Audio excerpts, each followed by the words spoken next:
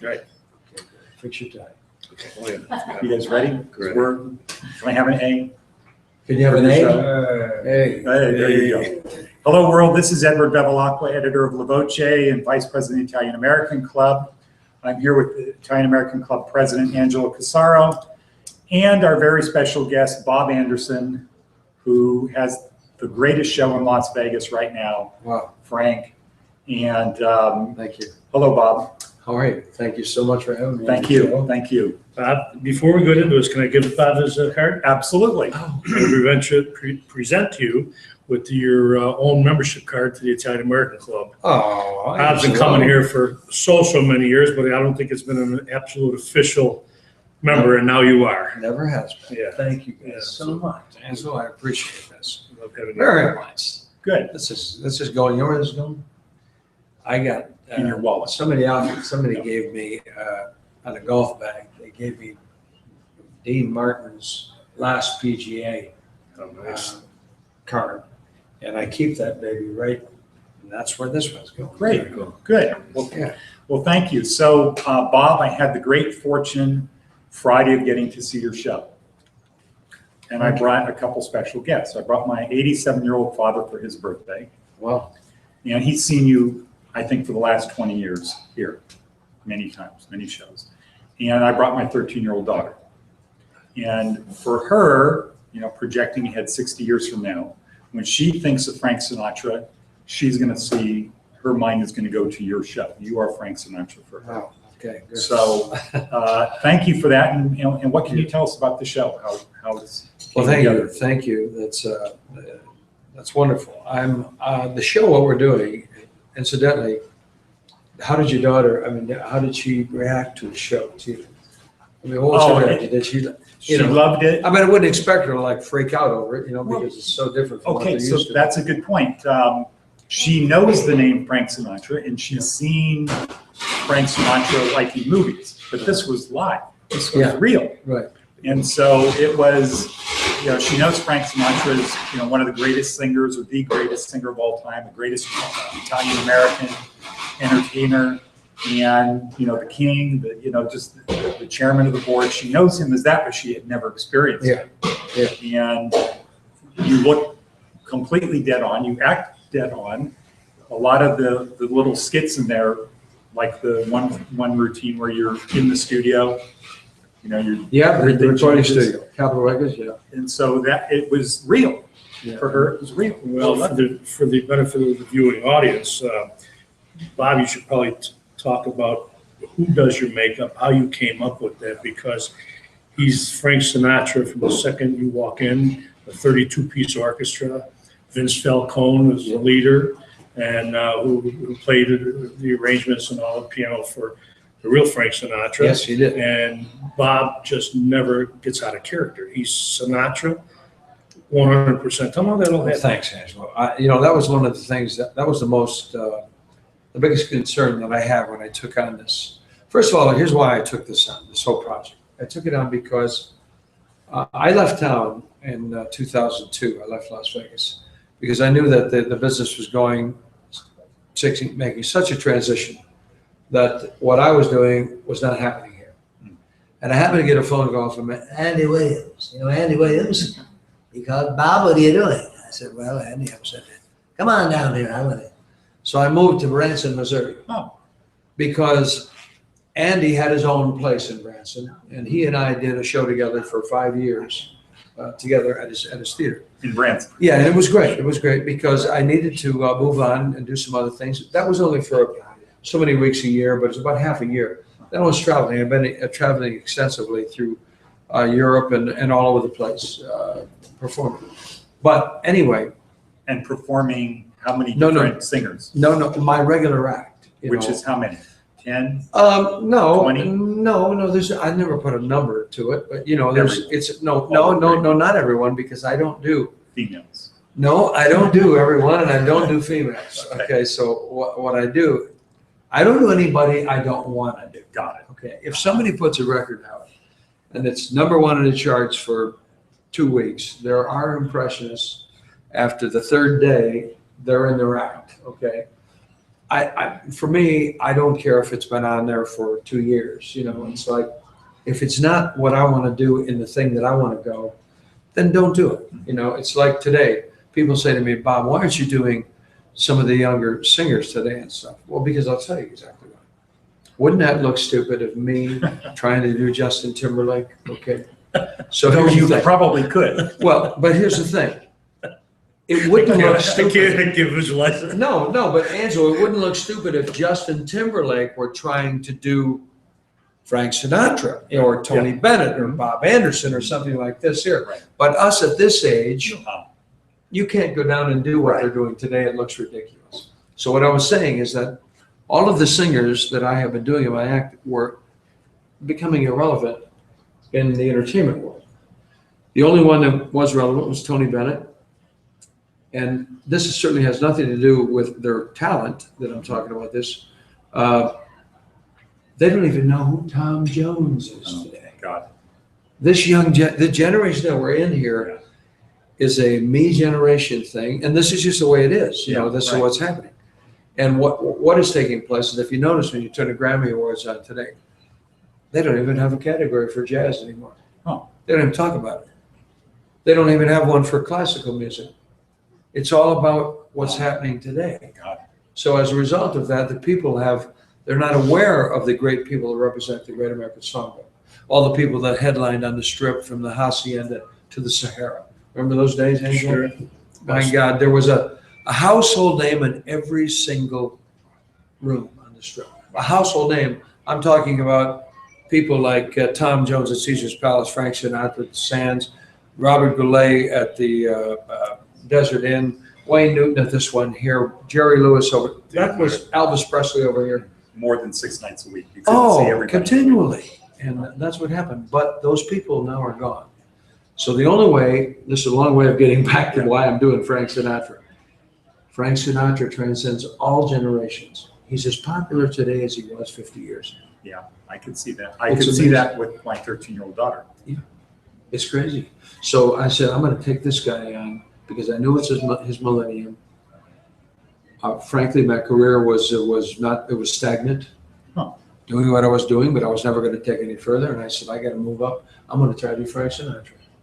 And the biggest thing that was my most concern of it all was that I kept telling myself, what are the people, what are they going to say?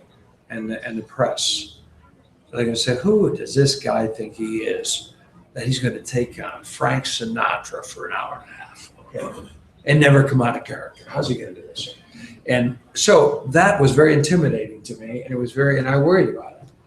And we did our showcase, and then we did our opening, and you were at both of them, and the audience response was overwhelming. It was something. So they told me that, okay, yes, good, you can do that. We're going to watch it. We like it.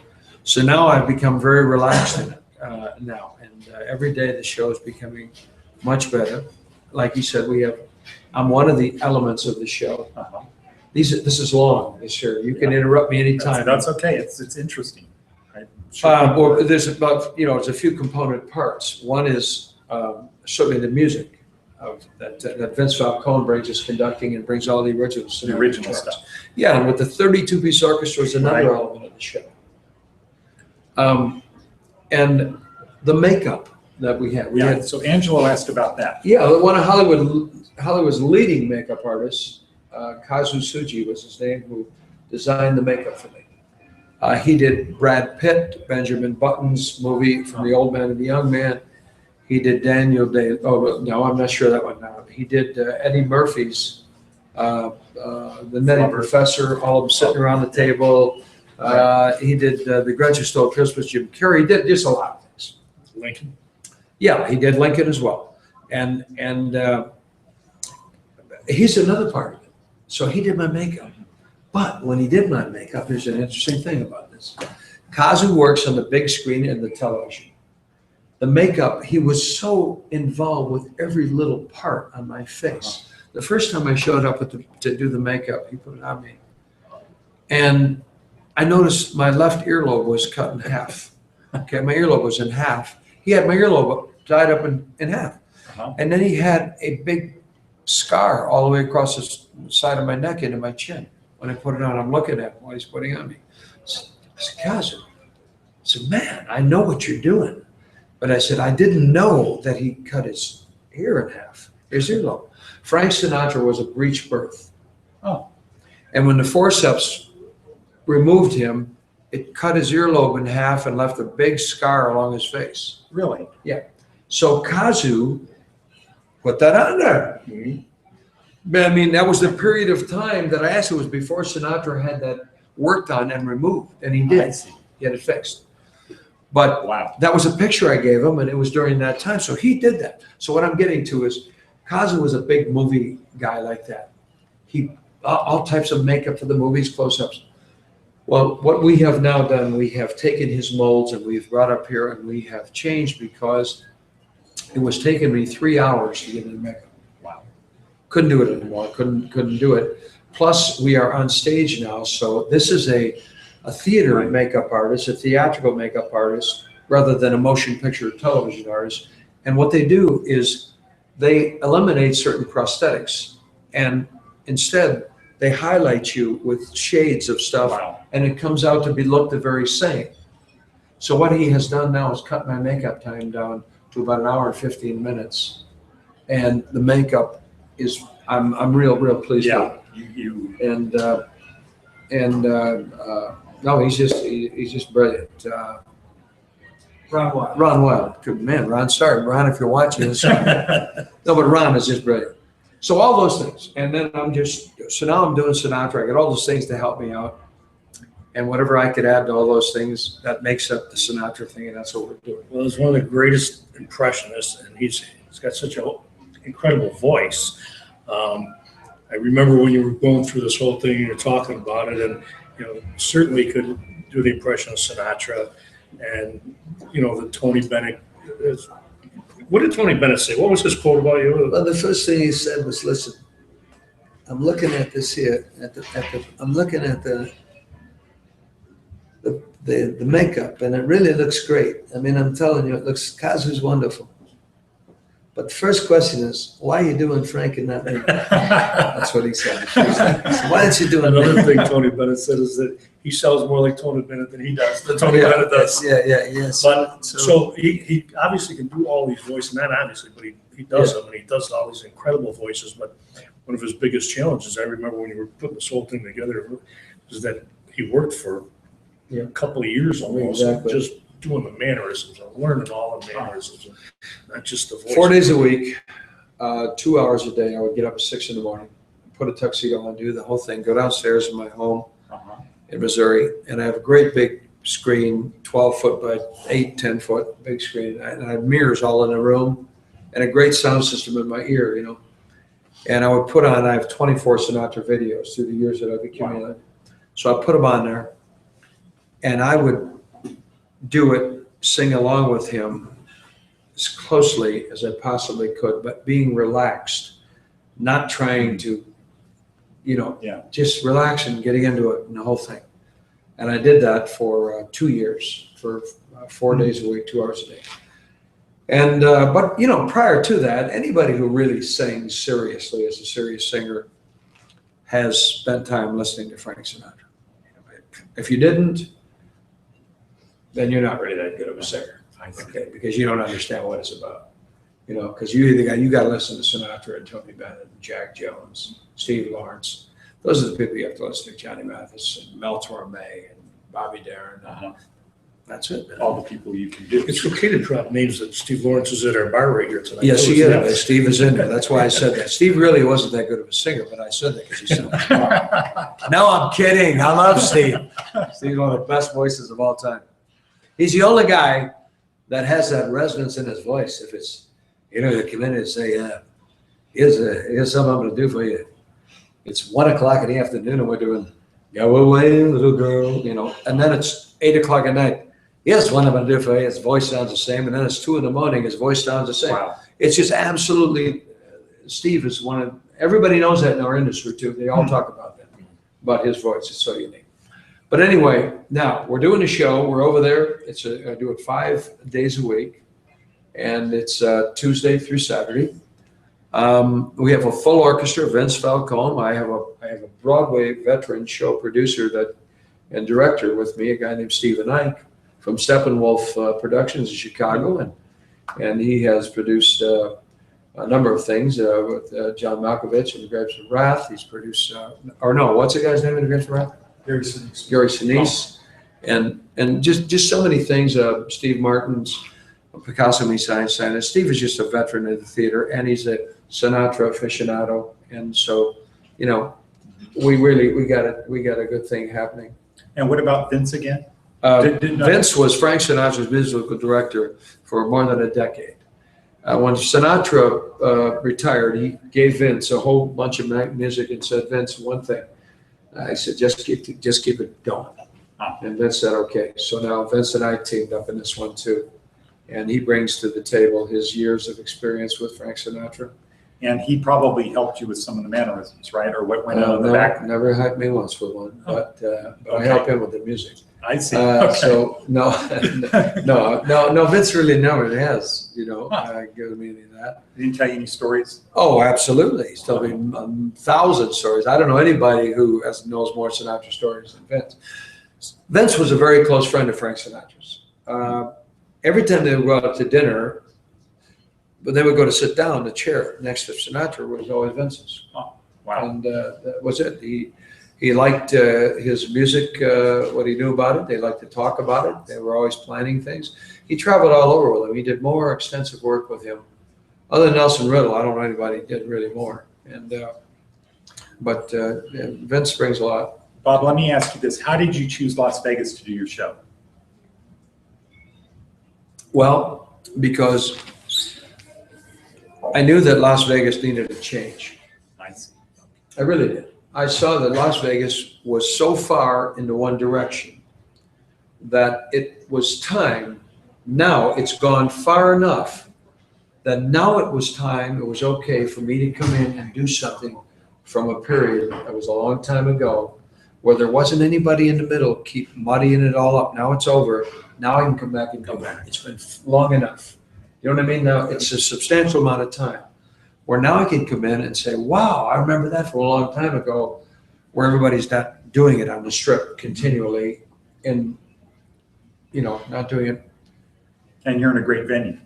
And I'm in a great venue. Well, and Sinatra played Las Vegas. I mean, Yeah. back in the early 80s, before nowadays they wrap these buildings, they look like big billboards, Right. In the early 80s, the Caesar's Palace put a picture, 200-300 feet tall of Yeah. Frank Sinatra, Right. because Sinatra was there, remember that? Yeah, absolutely, I remember Of course, he worked right across the street at the Dunes, Yeah. at the top of the Dunes for how many years? I was there almost 14 years. Wow. I had my own room. Most of your viewers that have been here who haven't moved in recently, and when they were here when I was there, they all came up to the top of the Dunes. That was the spot. It was a great time. So coming back here to Las Vegas, I thought that it was right. First of all, if you have you got an Elvis show, you got a Beatles show, you got a Michael Jackson show, you've got the Few circus four owners. guys. Who are those? The singers. Jersey Boys. Well, you got the Jersey Boys for Frankie Valli show. Then you got the guys who the legend, those Elvis and Carl Perkins and this guy. Mile. Those four guys. Mile. I would $1 million think quartet. $1 Million Quartet. Quartet. That's Okay, if you got that now, they got a Smokey Robinson review, and all that stuff. All of those are fantastic, and I grew up with them all, and I loved every single one of them. But you know what? You don't even hear Michael Jackson's music anymore on the radio. Very seldom. That's true. You don't even hear Elvis Presley anywhere on radio anymore either, unless you go just strictly to his station. You don't hear Smokey's stuff. You don't hear you hear Frank Sinatra. Yeah. He's the only one that is relevant in today's music, which is an unfortunate thing, but that's the way it is, And he's just absolutely the greatest. Now, people ask me all the time, they say, Bob, how do you like Elvis Presley if you like Frank Sinatra so much? I don't get how that happens. First of all, in my opinion, and in that of Sinatra's would have said this, or Tony Bennett, Elvis Presley was just as good at what he did as Frank Sinatra was at what he did. We all know that. I mean, that's again, if you know music and you know everything and you know Elvis was fantastic. It was great. But Sinatra is still relevant. Yeah. Man.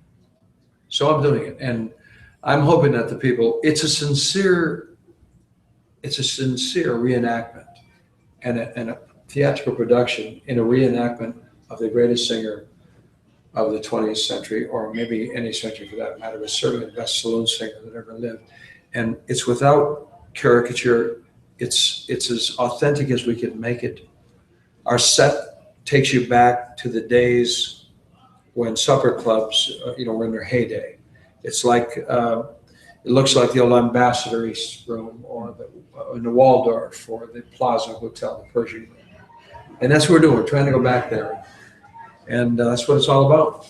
Well, you're very successful doing it, sitting in the audience when the show is over and leaving with people. Everybody is 100% consistent. It's just a fantastic show. Oh, that's very nice. I think for La Voce, we're going to. This is a must-see show. This is as close to real. In fact, it is real. It's as real as we can. It's as real as we can get. It's like, like I said, it was tough to take on the role. But now that I have it, I've relaxed in it. I knew I could always do it. I just had to relax and do it. Because we kind of let the cat out of the bag of what his plan was with a few people, and it was like, making everybody so excited. But damn, that's a big challenge. It's a huge challenge. And, Yeah. it sounded so great when you finally did the debut show over there. It just blew everybody away. It was just absolutely. You just nailed it. I mean, made people in the audience are crying. I remember you saying you were crying. Yeah, it was unbelievable. And it still is. It's very To nice. see that, it makes you think that Sinatra's there, and like I said, he never comes out of character. And he's like, the showroom is like where the Sands was, where he was playing in the Sands, So it's just absolutely, unless you see it in person, it's really hard to describe. And then today at the Thomas and Mack, he just blew them away. Wow, that was huge really standing ovation. It was great. Wasn't that so? Sing My Way for Tark. Yeah, The boy, tribute that to was Tark. Right, fabulous. that was really quite thrilling today to do that in that stadium. And another thing, after his first show, the after party was here. Bob brought everybody to the Italian American Club afterwards. This place was just packed with entertainers from all over the place and reporters. And Johnny Katz called the Italian American Club the swankiest club on the planet. Yes, he did. Thanks to you bringing everybody down here too. Well, it was a great. And you know what? It is the best. It's the best food. It's the best Italian food in town. I've come in here. I've brought people in here, and every person that comes in and says, "Oh, that's the best meal I've ever had in a day from a restaurant. I haven't had anything this good." And that's the truth, Angelo. Every time Jimmy I'm and here, Benny, they've just stepped up the food and beverage operation, the whole thing over here. And when I come in, I always like that they give me what you had today. Give me that homemade stuff. whatever it is, Right, good. I don't want anything special. They say, what's good here? Yeah, that's all good. Yeah. No, and you know what else? I did a show here for your club. Oh, how long ago? 2 years? 2 years. 2 years, I think. 2 years ago. Beautiful show. Man, it was so cool. He's up there on ladders, he did changing the sound, running wires, and stuff before his show. This is one of the hardest entertainment that you'll ever see. But the show that we had over here, I was telling Stephen, the show was just incredible. Wasn't that cool? The room was just fabulous. And of course, he sold out Saturday night and Sunday day, of course, Yeah, that was But fabulous. the show was great. The show was great. You got to come back and do it again. I want to. I want to do that. Las Vegas, again, to carry on with your question, like why'd you choose Las Vegas? A lot of people associate Frank Sinatra, especially the younger generation. They associate him with Las Vegas. But it's like what Tony Bennett just said the other day to me. He said, Bob, Las Vegas is great and that's Frank's town. We know that. But it is in Chicago. And he says, and it is in New York. It isn't, it is in New Jersey.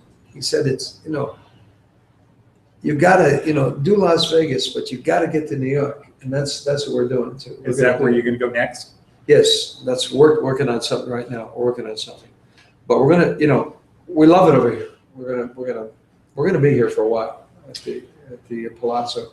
And we're It's going a to beautiful room. We're going to do everything we can, like I said, to make sure that all the Italian Americans that come here for business and pleasure, which is about 2 million a year, Well, come to your show. well, if that many came to my show, we'd be sold out every night for a year. Okay. Probably have, huh? Yeah, that would be that would be great. But I'm really, I'm really thankful for our friends here at this club. And Angelo they inducted me today into the Italian American Social Club. I'm a member here now.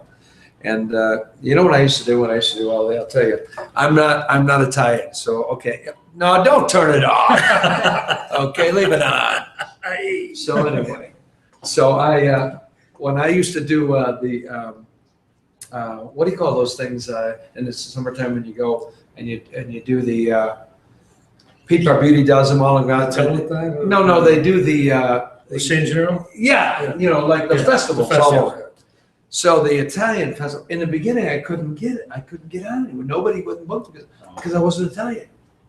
So finally, my son got on the phone as my manager. He says he had the Golions and tell him. He said, hey, listen, you're not booking my dad. I don't understand that. He says he's going to bring all the people you want to be there, but you can't afford to have them. Okay? He said you ought to bring my dad there. So that was it. So now so Pete Barbuti and myself and Bobby Rydell, I joined the three of them, and then we started doing all the Italian festivals around the country because that was the thing. And Bobby Rydell and Pete Barbuti would say, "All right, we got Bob Anderson in here today." yeah, Bob's here. He said, couldn't get Frank Sinatra, couldn't get Tony. You can see Pete doing that. Bob's here, couldn't get Tony Bennett, couldn't get all this stuff. Yeah, Bob's doing all the people we would like to have here, but we couldn't afford it. So that's how Pete was doing it. So I'm kind of like an Italian, So Pete, you don't know who Pete is that? But I'm in Yeah. Florida, I'm Jewish. Yeah, that's Okay? right. When I got to do the condos in Florida, I'm a Jew. Okay. So, well, Bob's been on all the TV shows, like I saw Marv that Griffin, today. all those different Letterman, TV shows. all those guys. All of them from way back. And when you said Pete Barbuti, I don't know how many shows he was on. Oh, more than anybody. I think so, He yeah. did more Tonight shows. It's logged more than the Tonight shows than anybody in the history of the Tonight Show. Yeah, famous. Johnny loved him. He's a one of a kind. Oh. His jokes are 30 minutes long, as dry as could be. No, he's a giant. No, he's great people. Bob, where did you grow up? In right outside of Detroit, Michigan. Oh, A city called Warren. Warren, Michigan. I had 6 boys and 2 girls. I found my mom and dad, and we had a lot of. Right now I have like 40 nephews and nieces, and we're really a big family. And I always get back there when I can, and we're a very close family, all of us. And we all started off. I used to sing in Detroit with 3 of my brothers, and we were kind of the answer to the Osmonds or the 4 freshmen before they came along. But then they all fell out of it, and I'm the only one who continued. I saw something today, just doing a little bit of stuff on the internet. It looked like you said you just got back from Vietnam and you were at a party. Oh, that was from Merv Griffin. Yeah. Well, now, what kind of battery you got in there, man? That thing's running a long time. Oh, it's not recording. Oh, okay, good. No, I'll give you a quick Let's start one over. here. No, that's fine. No, I'm gonna leave that up. Are you kidding? Okay, so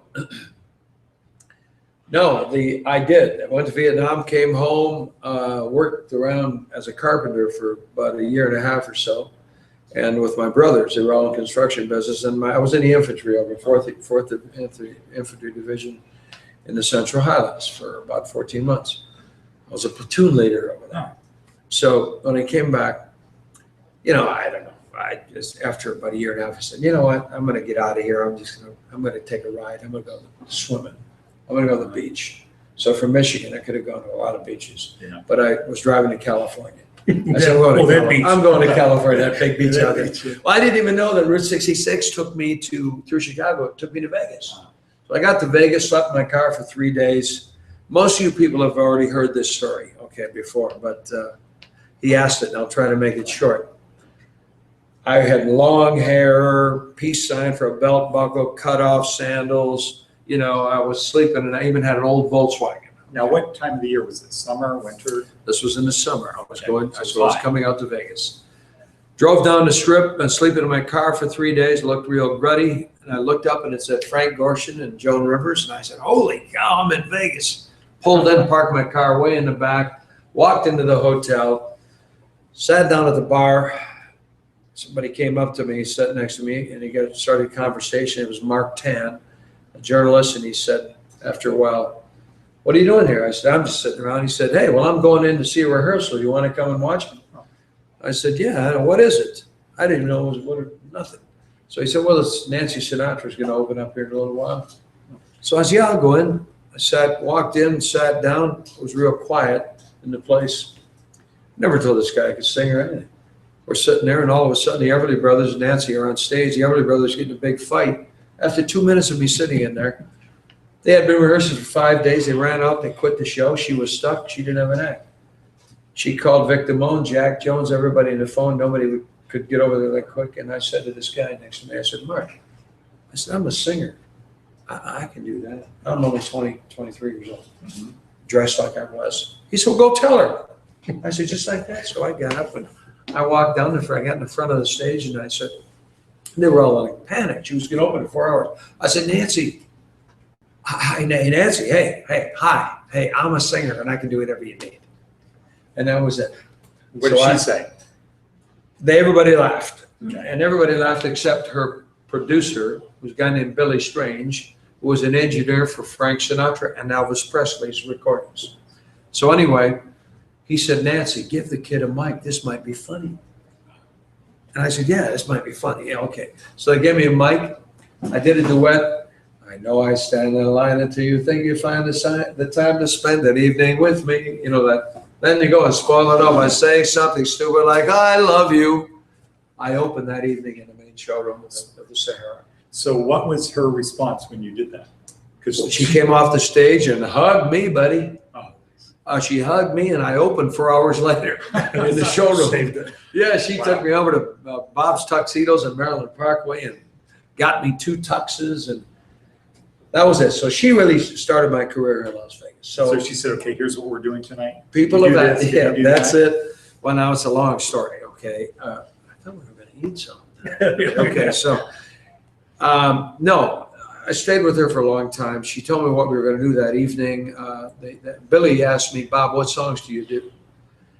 Before I left the stage. We picked a couple of songs. He wrote arrangements on them, real quick sketches while I went and got a tux with her. Came back. I'll never forget it. She introduced me. And I automatically got a standing ovation because she said, this young man just came up to the stage. He just got back from Vietnam. He's a veteran. And the war was still going on. So, they all stood up.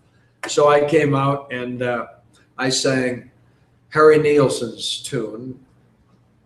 Well, I can't forget this evening. Are your places, Well, I guess that's just the way the story goes. I sang that and I sang a Stevie Wonder song, For Once in My Life. But I sang it differently. Did the show, and that was it. We did it, and I went over, really went over it. Well, not great, but it went over. And we made it. I wound up staying with her for quite a while. And you felt great after the show. Well, sure. Everything I changed. felt tremendous. In Vegas. Yeah, I mean, a lot happened through that story that is too long to tell about. But Joe Delaney came by that day and he took a picture of the marquee, and my name was on the marquee. And I'm going to speed it up real quick like this here. So at the date, and I had no idea, I went upstairs. I'm putting it on the faster thing now. Right from there, we got our tux. I went upstairs to the hotel. Nancy and I sat down in a suite, and we were talking to her for about an hour, and somebody comes in and puts the keys down. She says, come on, let me show you your room. She took me right across the hall, and I had a suite on the top of the hotel, the Sahara Hotel. I'm only in town for 24 hours. No, with Nancy Sinatra, suite in the hotel. Sleeping in the car. So dig this. I look out about an hour later out in the marquee. They're putting my name on the marquee, okay? Now they got my name on the marquee. We do the show that night. Show's over, everybody, we do it. We go to the coffee shop and all this stuff, and it's all over, and I'm up in my room. I already called my family. They said, yeah, okay, goodbye. Right. So I said, listen, you call the Sahara Hotel and ask for Bob Anderson's room. Goodbye. And so that was it. So my family did, and they found all this out. Now, so the treat of the end of this thing, and we're done, okay? But here's the thing. 5 o'clock in the morning, I can't sleep. I open up my door, okay? I look, what is this, man? Paper boy's dropped all his papers here. I look, and there's a newspaper out there. At the time, I never was in a hotel where they put newspapers in front of your door. And I looked, so I picked the newspaper up. I go back in the room.